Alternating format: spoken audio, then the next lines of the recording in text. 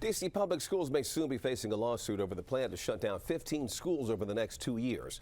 This comes as the fighting continues over how the schools were chosen. Our D.C. Bureau Chief Sam Ford is outside of the Wilson building tonight with what some are saying is the motivation behind this move. Sam? Leon, the protesters are saying that while 70% of the D.C. public school students nowadays are black, more than 90% of those affected by coming school closings are black. And we learned in a hearing today that this turmoil in the public schools is benefiting most the public charters.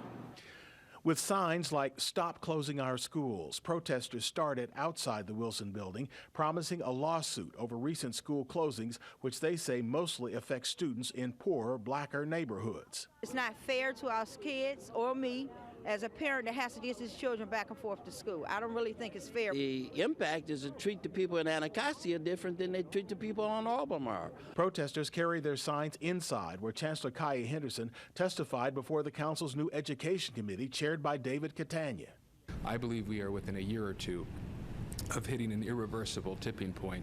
Indeed, the data comparing D.C. public and charter schools are startling. Over the past 2 years, the public schools have seen a 1.4% decline in enrollment, while the public charter schools have seen a 21% increase. And the chancellor today seemed to accept that in some areas she can't compete with charters. If DCPS can't provide middle school options as quickly and as high quality as charters, maybe that's okay.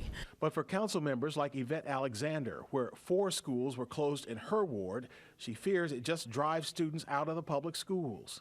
So while the resources are being saved by closing these schools, we want to see the resources put in the existing schools that are still open. Protesters say they're heading to court if their efforts to reverse the closures don't work. And ironically, while public schools in poor parts of the city, these schools are losing enrollment in decline. In the affluent neighborhoods of D.C., the public schools are thriving. Reporting live from the John Wilson Building, Sam Ford, ABC 7 News. Okay, Sam, thank you very much.